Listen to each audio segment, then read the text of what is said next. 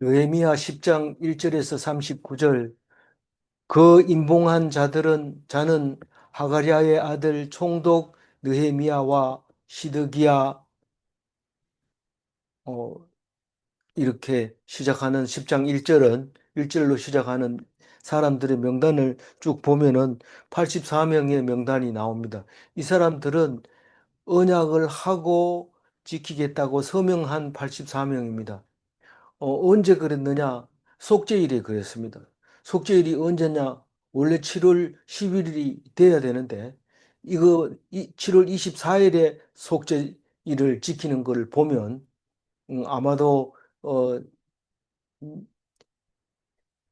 모세가 정해준 7월 10일의 속죄일을 잘 몰랐던지, 아니면 성경을 못 찾았던지, 그랬을 것이 분명합니다.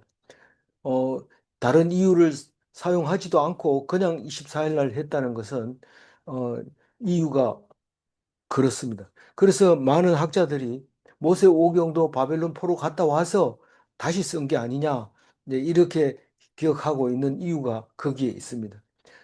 나팔 7월 달이 돼서 어, 디스리월에 나팔을 불어서 새해를 선포하기는 했지만 곧 이어서 모세의 성경을 읽어보니까 초막절을 지키라고 했다고 해서 바로 초막절을 지킵니다. 그러나 지금도 그렇고 모세 오경에도 나와 있는 내용을 보면 1일날 나팔을 불고 10일날 속죄일을 정해서 속죄하고 그리고 나서 15일 날 돼서 초막을 짓고 초막에 거하도록 되어 있는데 이게 순서가 바뀌어 있는 것을 보면 우리는 무슨 말인지 대충 짐작할 수 있게 해 주십니다. 그래서 오늘은 10장을 하고 있지만 9장에서부터 이제 속죄일에 자기 속에 들어있는 얘기를 다 하는 거죠. 그중에서 가장 중요한 것은 조상들이 죄와 우리의 죄를 얘기하고 있고 번갈아 가면서 계속해서 말을 안 듣다가 혼나고 나서 사랑을 받아서 긍휼히 여김을 불쌍히 여김을 받아서 돌아오고 그리고 또 죄를 짓고 또 죄를 짓고 하는데 이제는 그만하자. 이제는 그 짓을 이제 그만하고 다시는 우리가 하나님을 떠나지 말고 말씀만 붙잡고 이제는 절대로 쫓겨가는 그런 일이 없도록 하자. 그리고 맹세를 하고 우린 그래 할게. 이제 다시는 안 그럴게. 그러면 이름 써라. 그리고 사인해라. 그래서 도장을 찍었는 게 이제 84명의 명단이 지금 나왔습니다. 그래서 왜 그렇게 자꾸 어, 말 안 듣다가 혼난 다음에 부르짖어서 불쌍히 여김을 받고 다시 돌아오고 왜 그러냐? 교만해서 그렇다는 거예요. 교만하면 말씀이 안 들립니다. 그러니까 망하게 되고 망하면 다시 하나님께 울부짖게 되고 또 돌아오면 또 불쌍히 여기서 돌아오게 하고 남겨놓고 그래 번창하지를 못하고 계속 비실비실대고 쫓겨갔다가 돌아오고 그런 것인데 이 성경 말씀만 붙잡으면 안 죽고 안 도망가고 안 쫓겨가고 그 자리에 계속 있게 된다. 그런 얘기를 하는데 누가 들어도 그건 말이 안 된다. 하나님은 지금 눈에 안 보이고 능력이 행하지 않는데 어떻게 그럴 수 있느냐? 그게 하나님의 말씀이라는 겁니다. 세상 사람들이 생각하고 다르기 때문에 성경 말씀이지 세상 사람들하고 똑같으면 성경 읽지 말고 세상 사람들하고 같이 살면 되는 거죠. 그래서 선지자들을 계속해서 율법에 대해서 설명해 주고 따라라 하는데 복종하지 않습니다. 지금도요. 지금도 여전합니다. 아니 그때 서명한 사람은 어디 가고 다 죽었습니다. 근데 그 사람들은 서명하고 죽기 전까지는 다 지켰습니까?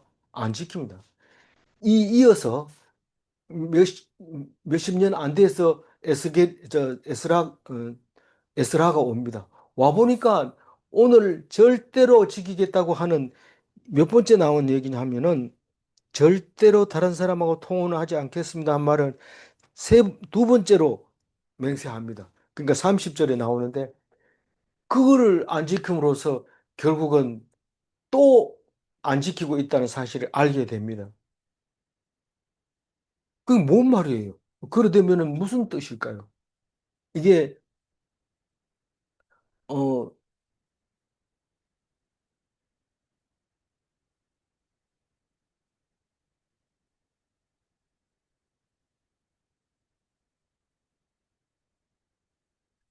그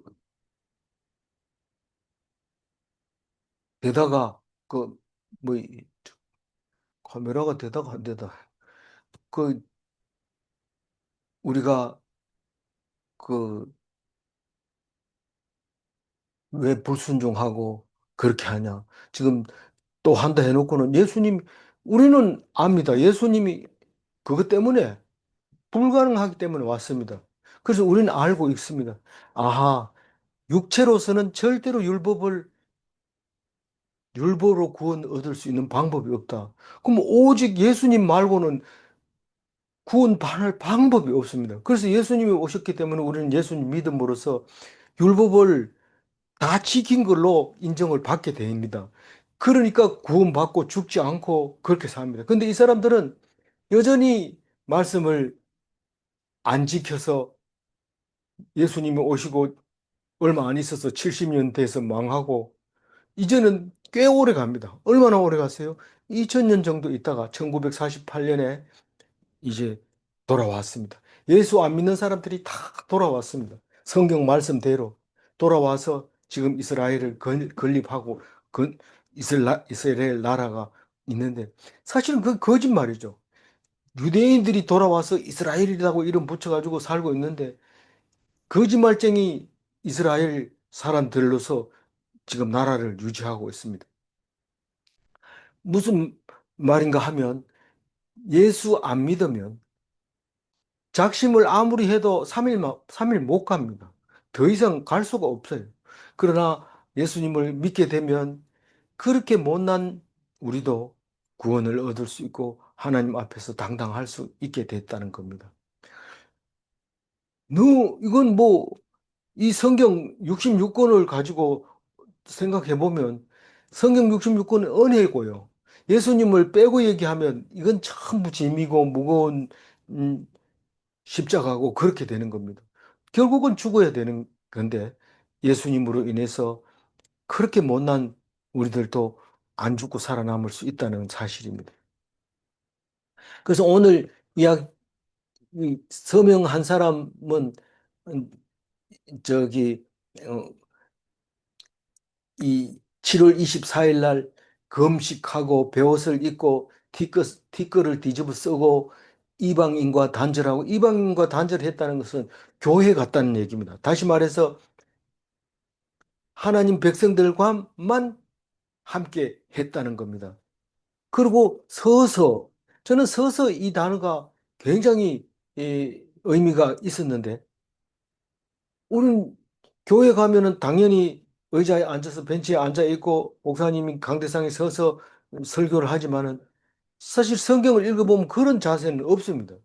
그 에스라가 말씀을 선포하면 백성들이 다 서서 그 얘기를 듣고 은혜를 받으면 땅에 엎드려서 절하고 이런 건 있지만 이 서서는 다른 뜻으로 얘기하면 이제 심판자가 심판을 언도를 내릴 때 서서 그 소리를 듣는 것과 마찬가지입니다.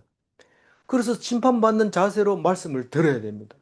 요즘은 줌이 발달하고 이러니까 뭐 어디에서 지금 예배 드린다고 이름 올려놓는지 모릅니다. 자세히 보면은 차 타고 가다가 어떤 사람은 이불 속에서 어떤 사람은 뭐 화장실에서 그러고 예배에 참석했다고 나도 안다 이러면서 막 그랬는데 그거는 예배 드리는 자세가 아니죠. 이 서서 들어야 돼. 이 재판받는 그 자세로 들어야 됩니다. 그리고 서서 뭐라고 합니까? 죄를 자복하고 참회하는 거죠. 참회.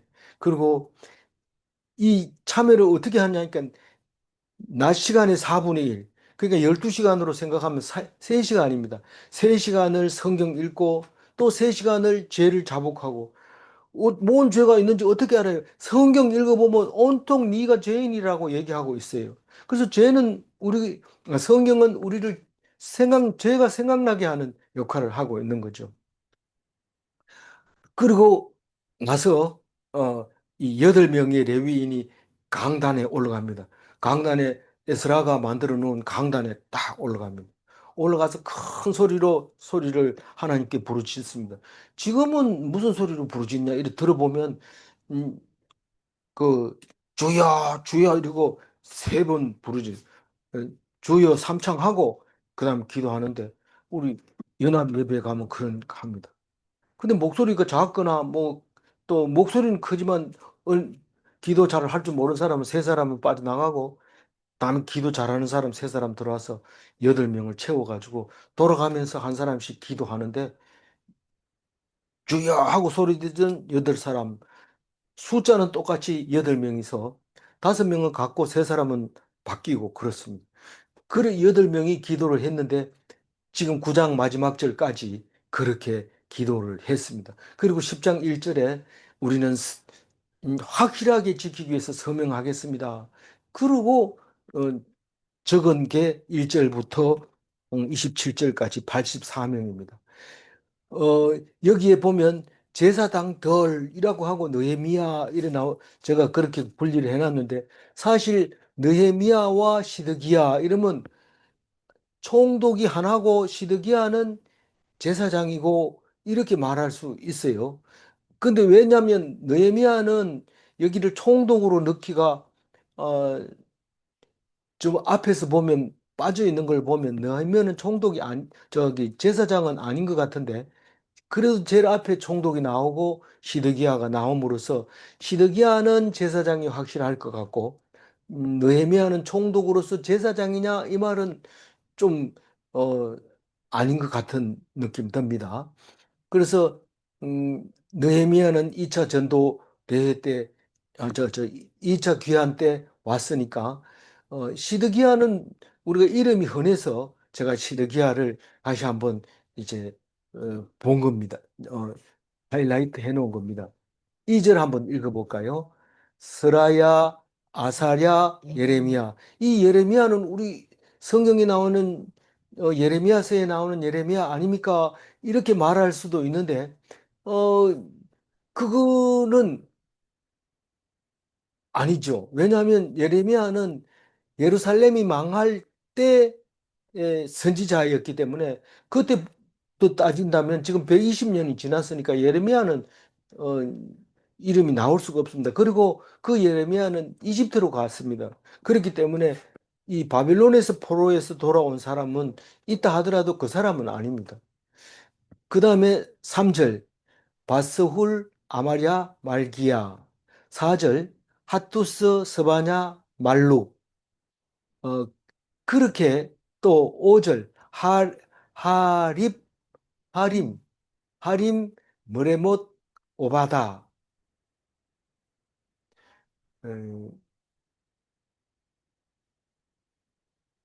네 죄송합니다. 카메라가 자꾸 꺼벅꺼벅해서 신경이 쓰여서 좀 정리하고 그래서 이 하림은 저 밑에도 또 하림이 나오고 또 하림하고 비슷한 하립도 나오고 이런데 어 그렇게 하고 오바다 뭐 이름 잘 어, 들린 이름이지만 오늘 여기 나온 사람들은 성경에 다른데 선지서 말고는 선지서에는 나올 수 있지만 거의 그 선지서 중에서는 학개, 스가랴, 말라기 요 세 개가 같은 동시대의 거니까 다른 데 나온 이름은 이름이 비슷하지 같은 거는 거의 없습니다. 다시 말해서 이 84명은 거의 딴 이름은 비슷해도 오직 여기는 한 사람만 활동하기 했다기보다 이름에 서명했는 사람 이름이라고 생각하면 됩니다. 이 바룩도 예레미야의 말을 예언을 기록해둔 사람이었는데 서기관이었는데 그 바룩 이름도 마찬가지입니다. 제가 그 화면을 꺼버렸습니다. 자꾸 번쩍거려서. 그 다음에 카메라를 꺼버렸고, 어, 7절 읽어보면, 머슬람 아비야 미야민, 8절 마아시야 빌게 스마야 이는 제사장들이요. 여기까지 제사장들까지가 8절까지가 제사장들입니다. 매절마다 세 사람씩 해서 계산을 해보면 제사장 숫자도 좀 많이 있습니다만은 오히려 레위 사람들이 오히려 숫자가 많지 않은 것 같아요. 그다음 9절 보면 레위 사람 곧 아사냐의 아들 예수아 헤나다스의 자손 중 빈누이 간미엘 그리고 10절에 그의 형제 스바냐, 호디야, 그리다, 블라야, 하난. 11절 미가, 르후, 하사바. 12절 삭굴, 세레바, 스바냐. 13절 호디야, 바니, 버니누, 요. 이 바니 같은 거는 음, 오늘 그 소리 지르는 사람 이름 속에도 바니가 들어 있죠. 어, 소리 지르며 기도하는 사람 중에 들어 있습니다. 음, 그리고 어 14절, 이게 그 사람일 수는 있어요. 기도하는 사람들 속에 반이가 이 13절의 반이 같은 반이일 수 있습니다. 같은 시대에 같이 지금 기도하고 있는 사람이니까.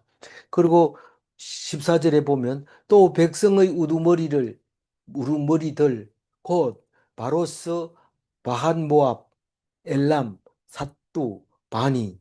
이 엘람은 사실은 지역 이름인데 사람 이름으로 이렇게 오늘 나옵니다. 엘람은 지금의 이란 땅, 그 자그로스 산맥 동편이니까 인도 쪽으로. 그러니까 그게 카스피해에서 사람들이 와서 살았던 그 엘람이라는 동네에서 포로 귀환 자들 속에 엘람 사람들이 며칠 있었잖아요. 그것처럼 그 지역에서 사람들이 오게 됐는데 이름도 엘람이 있는 걸 보면 엘람을 가지고 포로 귀환했을 수도 있고 엘람에서 났으니까 엘람이라는 말을 써서 또 썼을 수도 있다. 그런 생각이 듭니다. 어, 15절에 분니, 아스갓, 베베. 베베는 이 앞에서도 한번 나온 것 같고요. 16절 아도니아, 비거웨, 아딘. 이 아도니아는 어디서 들어봤는데 누구일까요? 다윗의 아들 중에 아도니아가 있습니다. 그 시대가 너무 멀리 떨어져 있으니까, 어, 옛날에는 지나간 왕의 이름을 사용해서 아이 이름을 짓기도 하고, 또, 그, 살아 있을 때도 지어줄 수도 있고, 그렇기 때문에, 에, 그, 이름이 자주 나오는 것은 좋은 이름이 아니었는가 그런 생각이 듭니다. 17절 아델, 히스기야, 아술. 히스기야는 어, 그 유다의 거의 말기에 왕했던 히스기야 왕 이름도 그렇고요. 18절 호디야, 하숨, 베세. 19절 하립, 아나돗, 노베. 하림도 있지만 하렙도 있다. 아나돗은 지명인데 사람 이름도 있었다. 20절 막비아스, 머슬람, 헤실. 21절 머세사벨, 사독, 야뚜아. 이 사독은 그 다윗 시대에 사독이라는 제사장이 있었는데 그 이후부터는 계속 사독이라는 이름을 가진 사람들이 많이 태어나게 됩니다. 그런데 이 나중에 예수님 시대에 사두개파가 사독 제사장의 후손들이다라고 얘기할 때 그 사독을 그 다윗 시대의 사독을 말하고 있는 겁니다. 22절 물론 그 아론의 후손이죠. 어 22절 블라다 하난 아나야. 23절 호세아 하나야 핫숲. 24절 할르 헤스 빌하 소백. 빌하는 음, 누구의 아내 같기도 하죠. 어,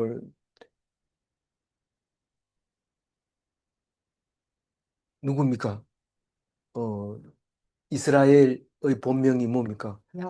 야곱의 아내 빌하도 있습니다. 25절 르굽 하삽나 마아세야. 26절 아히야 하난 아난. 27절 말룩 하림 바아나이니라. 그래서 27절까지 합했는 인원이 84명입니다.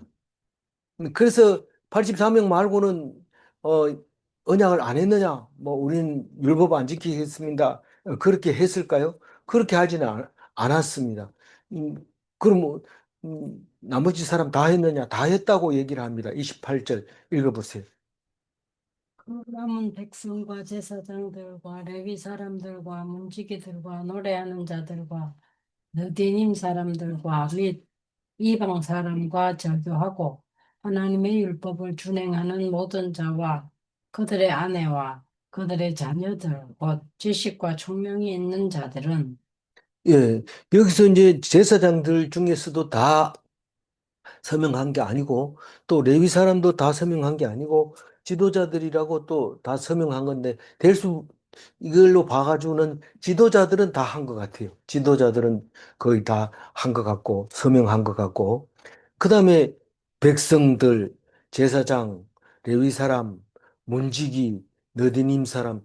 느디님 사람은 어 레위인의 그 제사장의 그 종으로서 쓰는데 명단에 보면 솔로몬의 종들의 가족의 명단하고 같이 계수를 하는 거 보면 종으로서 근데 우리 생각해 보면 종으로서 사는 게 좋나 이러면서 어 포로 귀환할 때 안 돌아오면 올 것 같지만 이 성전 문직이나 성전 종이라도 다른 데서 백날보다 거기 한 날을 사는 걸 더 좋아하고 따라온 사람들입니다. 그래서 너디님 사람은 포로 귀한 이후에 상당히 활약적으로 일했던 사람이라는 것을 알 수 있게 됩니다. 문지기도 레위 사람이지만 다른 거 안 줘도 좋다. 우리는 문만 지켜도 좋다. 그렇게 하고 시편에도 다른 데서 첫날보다 문지기의 날이 하루가 더 영광스럽고 감사하다는 그런 얘기를 하는 것과 마찬가지로 어, 그렇게 맹세했던 거죠. 그렇게 하면서도 그걸 못 지켰다는 사람이 누구든지 다 그랬다는 겁니다. 그리고 그 중에 한 사람은 어, 그 이방에서 온 자라고 얘기를 합니다. 이방에서 온 자라고 하는 것은 그 이방 사람들과 절교하고 율법을 준행하는 자를 말하고 있는데 어, 우리가 교회 나오기 시작하면 교회 안 다니는 사람하고 절교를 해야 됩니다. 술도 끊어야 되고 담배도 끊어야 되기 때문에 아예 쉬는 시간에 그 사람들하고 만나서 이야기도 안 합니다. 교회 다니는 사람끼리만 이야기를 합니다. 그리고 율법을 지킵니다. 그래서 그거를 여기서는 유대인으로 귀화한 자 이렇게 써야 맞을 것 같은데 그렇게 하지 않고 그냥 이제 교인 된 사람 그리고 그 사람만 그런 게 아니라 그 아내, 그리고 그 자녀, 그리고 지식과 총명이 있는 자, 이건 누굴까요? 이 성경 말씀을 깨닫고 그것을 이해하고 순종하는 사람은 지식과 총명이 있는 자입니다. 그래서 그런 사람들은 다 우리는 성경 말씀대로 계명과 규례와 율법을 따라서 지키겠습니다. 라고 얘기했다는 겁니다. 그래서 그 내용을 보면 29절 읽어보면 다 그들의 형제 귀족들을 따라 저주로 맹세하기를 우리가 하나님의 종 모세를 통하여 주신 하나님의 율법을 따라 우리 주 여호와의 모든 계명과 규례와 율례를 지켜 행하여 그러니까 이제 그 다른 사람은 이름은 안 적었지만 그 이름 적은 사람을 따라가기도 하고 또 자기 그 형제들을 따라갑니다. 그래서 뭐 평소에는 뭐 안 믿는 것 같아도 우리 동생이 거기 예수 믿으니까 우리는 당연히 가야죠. 이러면서 탁 가는 것처럼 형제 귀족들을 따라서 다 맹세를 했습니다. 그렇지만 이 맹세가 3일 못 갑니다. 3일을 못 갑니다. 그래서 우리는 성경으로 지켜가지고 구원받을 수 있다는 것은 거짓말이다. 그러니까 예수를 믿는 게 중요하다. 안 그러면 다 죽는다. 그래도 예수 안 믿는 사람은 다 율법 지켰다고 생각합니다. 내가 안 지킨 게 뭐 있어요? 이렇게 하는데 여자를 보고 음식물 품은 자마다 간음하였느니라. 이러니까 예수 저거 미친 사람이다. 저 헛소리만 하고 말이야. 그게 말이 되냐? 이런데 하나님 말씀 안 듣고는 다 헛일이고 해봐야 하는 척 하는 거고, 속을 속이는 거고, 얼굴 보면 벌써 표정이 다릅니다. 힘이 없습니다. 근데 예수 딱 믿으면, 그다음부터는 죄에 대해서 아무리 얘기를 해도 끄떡도 안 합니다. 희죽희죽 웃으면서. 그건 네가 알 바 아니다. 내가 하나님하고 관계이지 네하고 관계 아니다. 그 얘기를 하는 것을 볼 수 있습니다. 그래서 그게 딴 게 아니라 율법을 따라서 계명과 규례와 윤례를 지키겠다는 겁니다. 율법은 뭐고 계명은 뭐고 규례가 뭐고 윤례가 복잡하다. 복잡한 게 아니고 십계명 이러면 그 계명이고 그 율법 이러면은 안식일 지켜라 그러고 뭐 지킬 때는 해가 졌을 때 그때를 날짜 변경으로 지켜라. 뭐 이런 거 율법이고, 그게 규례고, 주일날 교회 나와라. 이 규례고, 율례는 뭐 헌금을 내라. 뭐 이런 것들이 다 그거라는 사실을 모르고, 누가 교회 와라 이러면 내가 하나님을 믿지 너를 믿냐? 네가 말한다고 오라 하면 가냐? 이런데 그게 선지자의 말이고 그 사람의 말을 기울여 들어야 됩니다. 하나님이 누구의 입을 통해서 말하는지 그건 우리는 알 수 없습니다. 대적의 입을 통해서 얘기하고 종의 입을 통해서 얘기하고 왕의 입을 통해서 얘기하고 친구의 입을 통해서 얘기하고 있기 때문에 우리는 귀 기울여 들어야 됩니다. 그게 순종해야 되는 겁니다. 근데 그렇게 하지 않고 자기 고집대로 목에 힘을 딱 주고 음, 교만하고 내가 다 안다. 뭔 말 하는지 안다. 그럼 딱 하나님이 그것을 음, 알게 되는 거죠. 교만해서 내버려 두게 되는 일이 생기는 겁니다. 30절 읽어보면 그 내용을 더 자세하게 얘기하고 있는데 한번 읽어보세요. 우리의 딸들을 이 땅 백성에게 주지 아니하고 우리의 아들들을 위하여 그들의 딸들을 데려오지 아니하며 그러니까 30절부터 29절부터 시작해서 오늘 마지막 39절까지 얘기하는 게 맹세의 내용인데 그게 바로 율례고 계명이고 규례고 율법이라는 겁니다. 그러니까 그걸 제가 정리를 해보니까 12가지예요. 12가지인데 지금 현재 유대인들한테 율법이 몇 가지냐? 이러면 뭐 120 몇 가지인데 자꾸 늘어난대요. 시간이 지나가면. 왜냐하면 뭐 세월이 바뀌잖아요. 안식일이 언제부터냐? 이러면은 뭐 음, 저녁에 해 질 때다. 해 진다는 흐렸을 때 해 졌는지 안 졌는지 어떻게 아냐? 뭐 흰실이 검은 실인지 흰실인지 모를 때 그때가 해가 진 거다. 그래가지고도 안 되면 뭐 전기불이 많아가지고 잘 못 오른다 이러면 또 뭐 복잡하게 되는 그 일이 많이 생기는데 그게 윤례가 자꾸 늘어나는 거죠. 근데 오늘 12가지 중에서 29절 첫 번째가 그 율법 준수가 1번에 들어가고 30절 읽어야죠. 읽어주세요. 읽었잖아. 읽었어요? 그 이게 통혼 불가입니다. 딸들을 남에게 안 주고 아들을 위해서 남의 딸을 안 데려오겠다. 딸을 안 주겠다. 그러니까 이 말은 30절 얘기 들어보면 아들은 변함이 없습니다. 장가 가는, 그러니까 대릴 사위로 가는 그런 일은 없고 딸들을 데려오거나 딸을 데려주거나 하는데 그건 안 하겠다. 통혼하지 않겠다. 그 말입니다. 31절 읽어주세요. 혹시 이 땅 백성이 안식일에 물품이나 온갖 곡물을 가져다가 팔려고 할지라도 우리가 안식일에나 성일에는 그들에게서 사지 않겠고 일곱째 해마다 땅을 쉬게 하고 모든 빚을 탕감하리라 하였고 그러니까 첫 번째는 율법 준수, 두 번째는 통혼 불가, 세 번째는 안식일과 성일에 어떤 거든지 팔고 사지 않겠다. 그겁니다. 안식일과 성일에는 매매를 하지 않겠다. 그겁니다.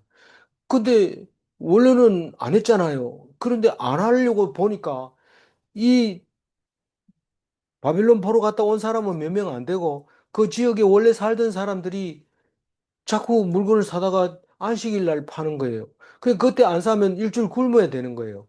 그러니까 그렇더라도 우리는 안 사겠다. 그 얘기고요.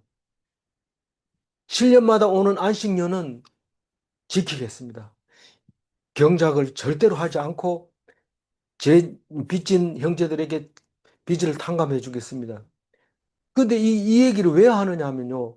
바벨론 포로 가가지고 갔을 때 하나님이 예언서에 보면, 선지자들의 예언서에 보면, 너희들이 그렇게 내 말을 안 듣고 안식년을 지키라니까 안 지키니까 내가 강제로 지키게 하겠다. 그리고 유대인들이 경작하던 땅이 전부 안식년을 맞이해서 풀이 자라고 거기서 신랑이 이 집을 짓고 사는 모습을 보여주면서 너희들이 안 지키니까 내가 강제로 지켜줬다. 그 얘기를 하고 있습니다. 그러니까 지금 자동으로 그 얘기가 나오잖아요. 우리 그렇게 하겠습니다. 안식년 지키겠습니다. 그게 네 번째 이제 이야기고 32절이고. 우리가 또 스스로 규례를 정하기를 해마다 각기 세겔의 3분의 1을 수납하여 하나님의 전을 위하여 쓰게 하되. 그게 이제 규례를 정했다. 이러면 그 규례를 음, 한번 따라야 됩니다. 나는 그 뭐 하나님을 섬기는 거지 뭐 너들 말을 내가 듣게 생겼나?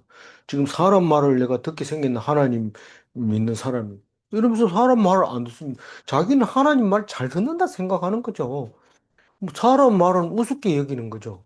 이게 그리고 서명까지 합니다. 그래 놓고 하나님 말씀을 내가 어긴 게 어디 있어요? 이런 얘기를 하는 거죠.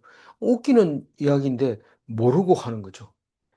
보면 세겔의 3분의 1, 3분의 1 세겔을 말하는데 3분의 1 세겔은 이것도 보면 그 출애굽기하고 말이 틀립니다. 출애굽기에는 반세겔을 내게 돼 있어요. 30장 13절에 보면 예수님 시대에도 반세겔을 내게 됩니다. 그게 그 말이 무슨 말입니까? 결국은 이 모세 오경까지도 어, 오히려 느헤미야 다음에 쓰여졌다고 볼 수 있는 거죠. 그게 반세겔이 이러면은 어 그 한세겔이 데나리온이니까 인두세라고 해가지고 사람 머리 숫자를 세가지고 세금을 내는데 그게 하루치 임금입니다. 그러니까 한 10만 원 보면은 예수님 시대에 한 10만 원 정도 어, 반세겔이니까 세금을 인두세를 성전세를 냈던 거죠. 근데 3분의 1 세겔이면 한 1년에 7만 원 정도 성전세를 냅니다. 그리고 그거 가지고 어떻게 하려고 그걸 내느냐? 33절에 읽어봅니다. 곧 곧 진설병과 함께 드리는 소제와 항상 드리는 번제와 안식일과 초하루에 정한 절기에 쓸 것과 성물과 이스라엘을 위하여 속죄제와 우리 하나님의 전의 모든 일을 위하여 쓰게 하였고. 그 성전 유지비 있죠. 성전은 항상 떡을 진설해야 됩니다. 지성소 앞에 그 성소에다가 그래서 떡이 식으면 또 따뜻하게 해가지고 올리고 그렇게 해서 진설하는 떡, 그거를 만들려면 돈이 필요하니까 성전세 가지고 만들어 올리는 거고, 소재물은 번제를 드릴 때 밀가루 같은 거를 이렇게 그 위에 뿌려서 확 타게 하는 그런 역할을 하는데, 여기는 소재물을 따로 항상 드리는 소재물로 해놨고, 그 다음에 항상 드리는 번제를 상번제라고 하고, 그 다음에 안식일 번제, 안식일 날 드리면 안식일 번제, 초하루에 드리면 초하루 번제, 절기에 드리는 절기 번제. 그러니까 그, 그, 그 성일, 안식일과 초하루와 절기는 성일이라고 하는데 성일 번제는 꼭 드려야 되고, 될 수 있으면 늘 드려야 되고, 그렇게 되어 있는 거죠. 그리고 성물 이러면은 성물은 꼭 제물만 있는 게 아니고 다른 뭐 과자를 만든다든가 뭐 다른 걸 필요로 할 때 그 사는 거를 그걸 성물이라고 하고 속죄 제물은 그 개별적으로 속죄 제물을 드리지만 여기서 속죄 제물은 백성들을 위해서 백성들이 낸 그 성전세를 가지고 백성들을 위해서 죄를 위해서 기도하는 거죠. 제사 드리는 거죠. 그 다음에 성전의 모든 쓰는 비용, 이걸 갖다가 성전세를 가지고 유지하겠다. 이제 그 얘기를 33절에 하고 있고 34절. 또 우리 제사장들과 레위 사람들과 백성들이 제비 뽑아 각기 종족대로 해마다 정한 절기에 나무를 우리 하나님의 전에 바쳐 율법에 기록한 대로 우리 하나님 여호와의 제단에 사르게 하였고.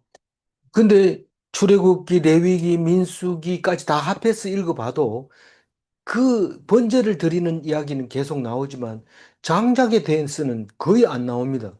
근데 오늘 그 장작을 헌신하겠습니다. 장작을 봉헌하겠습니다. 그렇게 얘기합니다. 항상 태워야 되니까 그 나무가 보통 들어간 게 아니죠. 우리가 그 석탄을 떼는 발전소가 있는데 그 발전소가 석탄을 얼마나 잡아먹는지 모릅니다. 쉴 새 없이 퍼여도 그게 계속 들어가는 거죠. 들어가서 다 타고 나면 쟤는 조금 가벼워지지만 그래도 쟤의 양도 거의 뭐 상당수가 나오게 됩니다. 어쨌거나 계속 떼어야 되니까 발전소도 쉬지 않고 떼어야 되니까 이 번제용 장작도 상번제를 드려야 되니까 쉴 새 없이 떼야 됩니다.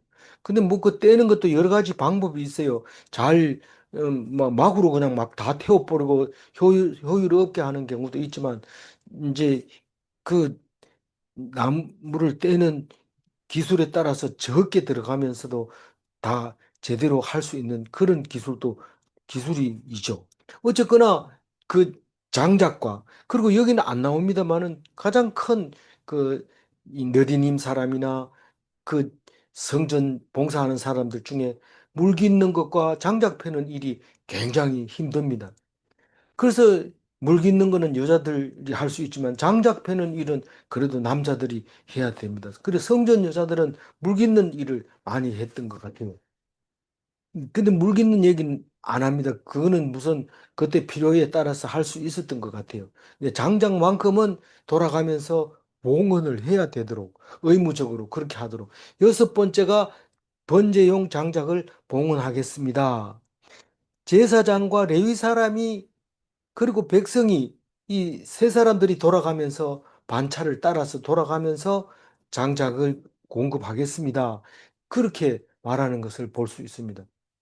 그리고 35절을 한번 읽어보세요.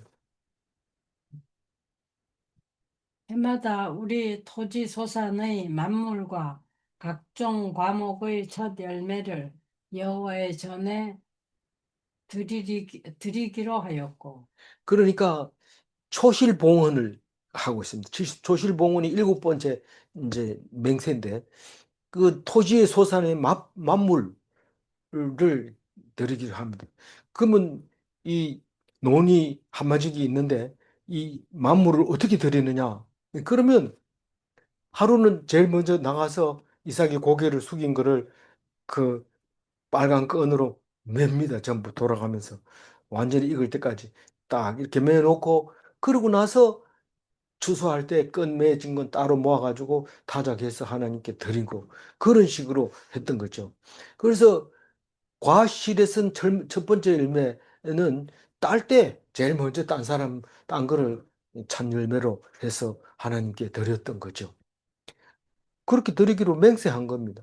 그래서 사실은 이런 걸 보면서 우리가 하나님 앞에 참 질 좋은 삶을 산다는 것은요, 하나님 앞에 온전히 초시를 드리고 이러는 것을 다른 사람이 보면 참 멋있어 보이잖아요. 하나님 없이 그냥 음, 떨어지면 떨어지고 뭐 천열매도 없고 막 이렇게 막으로 사는 사람하고 하나님이 하라고 한다고 하면서 순종하면서 사는 사람들의 모습이 다른 겁니다. 아침 일찍 일어나서 어, 예배 드리러 갑니다. 너 좀 아프거든. 그냥 집에 있어. 누가 뭐 그 안 하면 뭘 하나. 그렇지만 예배 드리면서 그런 생각을 하죠. 순종하는 순종하다 죽겠다는 거죠. 예배 드리다 죽겠다는 거죠. 그러면 사람들이 안 올 것 같은데 오히려 많이 와서 함께 예배 드리는 이런 모습을 보면서 우리는 뭐 기분 좋으면 하고 뭐 그게 안 하면 뭐 누가 뭘 하나 누가 돈 주나 뭐 이런다 그런 게 아니고 우리가 하나님 앞에 순종하고 약속했는 것을 죽을 때까지 지키는 게 우리의 목적이지. 그거 말고 더 잘해가지고 뭐가 좋고 뭐 성공할 게 뭐가 있습니까? 우리는 그냥 하나님이 하한테 약속을 했기 때문에 그냥 할 수 있으면 할 수 없으면 할 수 없어요. 그렇지만 할 수 있으면 해야 되는 거죠. 그게 하나님 앞에서 거룩하게 구별되는 것이고 그게 바로 하나님께 순종하는 것이 우리가 뭐 순종은 무슨 입만 가지고 순종합니까? 남이 하는 거는 비웃고 뭐 입을 삐죽거리고 이렇게 하는 것은 나중에 그게 다 정산합니다. 그게 예, 자 삐죽삐죽하고 이런 것들은 다 정산 받습니다. 어, 남의 말 하지 마시기 바랍니다. 음, 36절 읽어주세요. 또 우리의 맏아들들과 가축의 처음 난 것과 소와 양의 처음 난 것들을 율법에 기록된 대로 우리 하나님의 전으로 가져다가 우리 하나님의 전에서 섬기는 제사장들에게 주고 이 초태생을 이제 봉헌하겠다. 여덟 번째 얘기하는데 장자는 속전을 내게 돼 있습니다.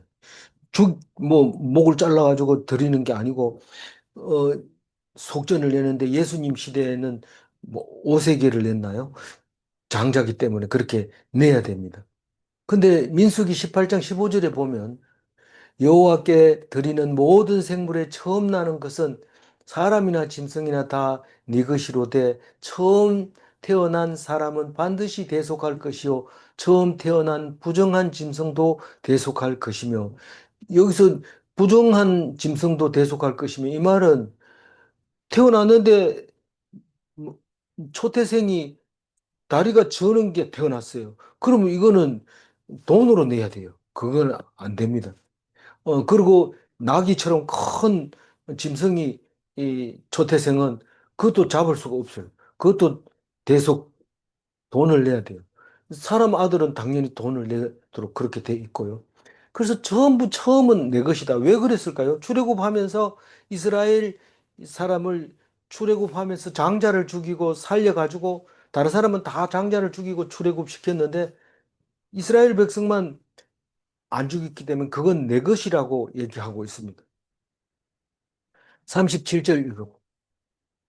또 처음 익은 밀의 가루와 거제물과 각종 과목의 열매와 새 포도주와 기름을 제사장들에게로 가져다가 우리 하나님의 전의 여러 방에 두고 또 우리 산물의 11조를 레위 사람들에게 주리라 하였나니 이 레위 사람들은 우리의 모든 성읍에서 산물의 11조를 받는 자임이며 어, 여기 36절에 보면 아까 얘기한 그 초태생은 내 것이다 이랬을 때 그건 하나님의 것이라고 얘기했는데 민수기 18장 15절에 와서는 아론의 자손들 제사장의 몫이다 그 얘기를 하고 있습니다. 마, 마, 초태생에게 드리는 것은 제사장이 받아서 제사장이 살겠다는 그겁니다. 어, 성경을 안 읽어보면 어, 내가 왜 이렇게 좋은 거를 제사장이라고 드리냐 이렇게 얘기를 할 수가 없습니다. 이거를 안 읽어보면 그렇게 되는 거예요. 어, 그 37절에 보면 처음 익은 밀가루와 거제물과 과목의 열매와 새 포도주와 기름을 제사장들에게 가져다가 이 기름은 꼬리에 붙은 기름, 내장에 붙은 기름 이거 얘기합니다. 올리브 얘기하는 게 아니고 그 초실과 세포도주와 거제물은 이건 제사장 드릴 겁니다 하고 뒷다리 갖다 주면 높이 들어주면 그게 거제물이 되는 겁니다. 그 처음 익은 밀가루와 이런 것들은 규정에 의해서 이렇게 드리도록 되어 있는 거는 다 제사장 몫으로 가져오게 되는 건데 이걸 제사장 주기 싫으니까 안 주는 거죠. 하나님한테 드린다고 생각을 안 하고 있는 거죠. 제사장에게 드리는 게 하나님께 드리는 건데 아까운 거예요. 안 주는 겁니다. 그러니까 여기서 그것을 알고 맹세를 하는 거죠. 그런데 그, 아니, 어제 가보니까 잘 먹고 있던데 뭐 또 갖다 줘. 이렇게 하니까 그게 아니고 아주 헌물을 넣어놓는 곳간을 우리가 만들겠다는 거예요. 넣어둘 데 없다는 소리를 핑계 대지 말고 하나님께 바칠 건 무조건 가져가라. 그리고 곳간에 넣어라. 그리고 음, 어떻게 하는 거는 이제 38절에 또 나옵니다만 그렇게 여러 방에 두게 됩니다. 두고 특히 11조를 어, 그 드리는데 어, 11조를 드리겠습니다. 11조는 왜 드리냐? 레위 사람을 위해서 드리는 겁니다. 레위 사람을 위해서 왜 11조를 드리냐?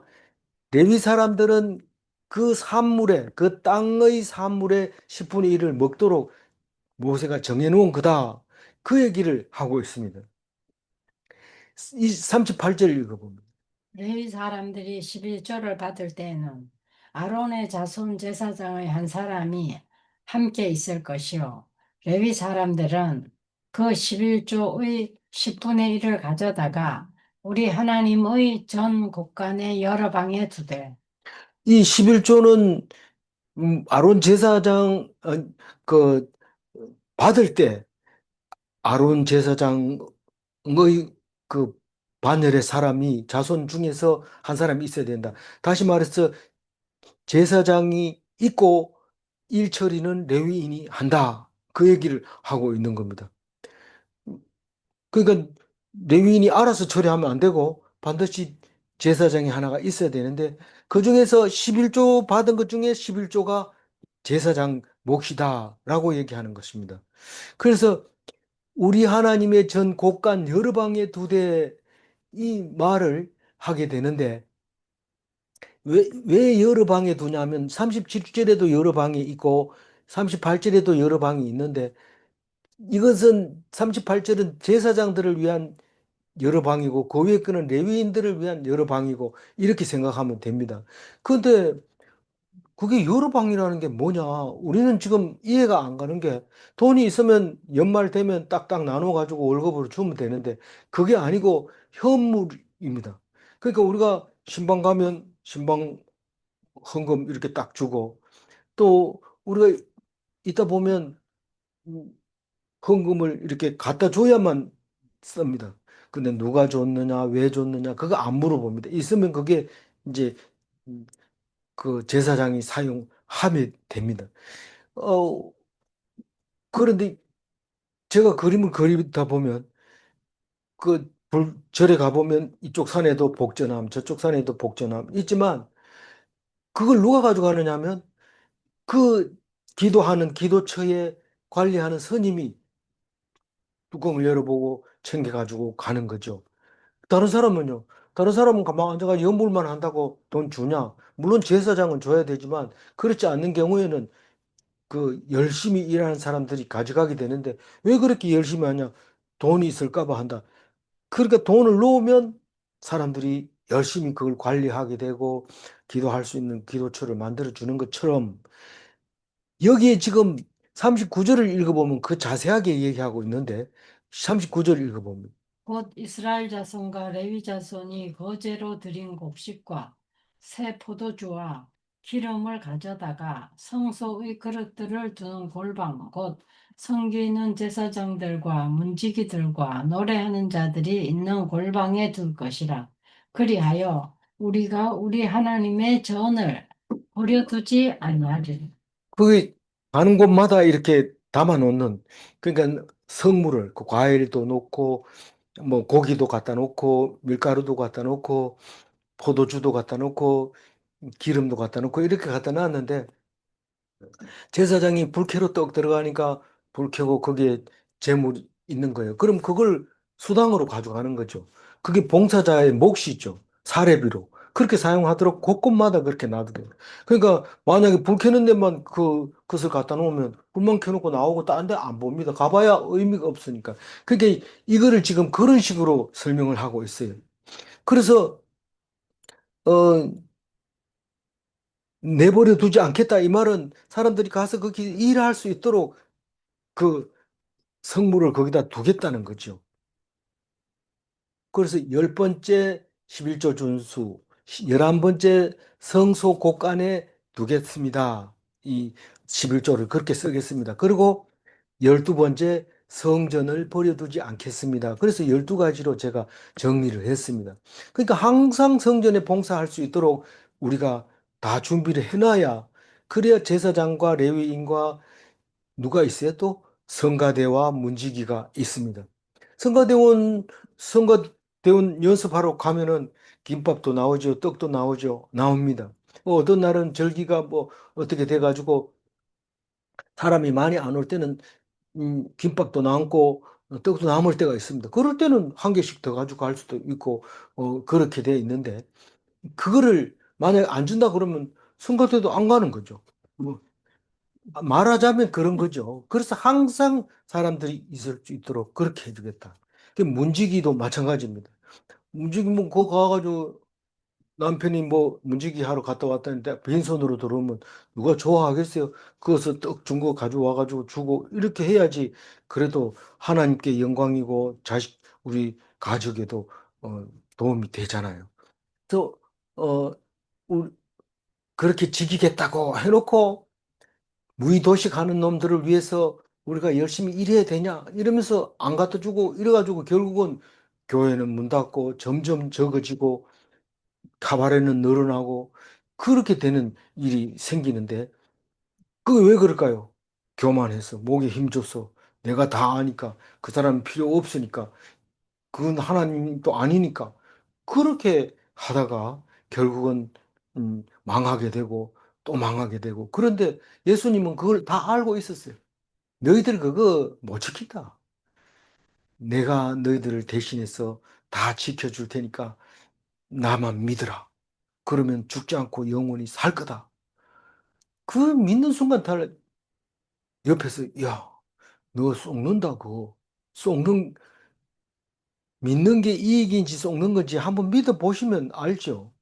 그것도 모르고 그냥 진짜 속을지도 몰라 이러면서 나중에 후회하지 말고 좋은 말 할 때 하나님 믿고 하나님 앞에서 기쁨을 얻고 평화를 얻는 참된 그리스도인이 됐으면 좋겠습니다.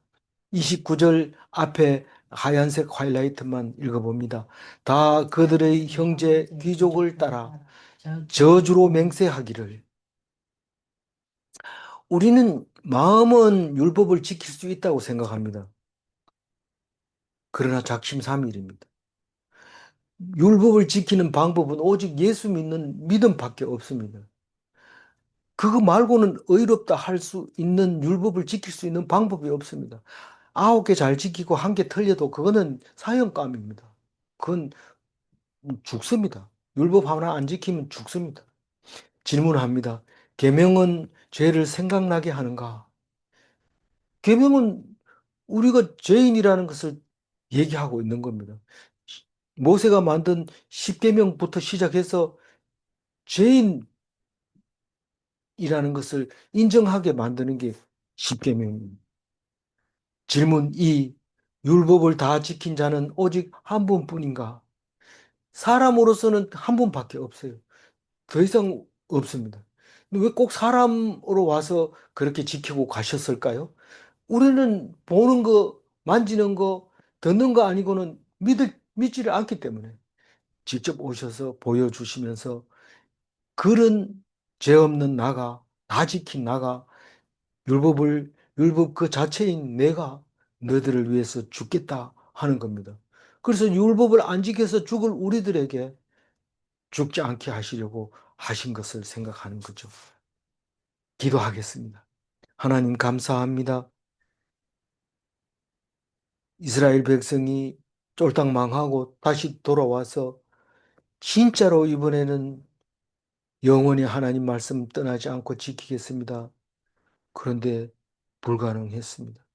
그리고 400년 뒤에 결국 예수님이 오셨습니다. 오셔서 너희들을 위해서 내가 죽는다라고 얘기할 때 믿는 사람이 그리 많지 않았습니다. 지금도 그렇게 많지 않습니다. 그것을 믿는 사람이 끊어지지 않게 해주셔서 감사합니다. 그 말씀 때문에 우리가 살아있다는 것을 믿을 수 있게 해주셔서 감사합니다.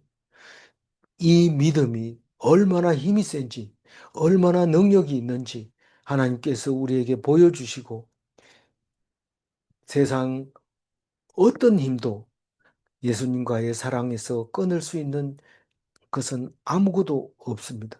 빼앗아 갈 수도 없습니다. 하나님 이 말씀 꼭 붙잡고 하나님 나라 갈 때까지 놓지 않도록 도와주시옵소서. 인도하여 주실 줄 믿사옵고 감사하며 우리 주 예수 그리스도 이름으로 기도 올리옵나이다. 아멘.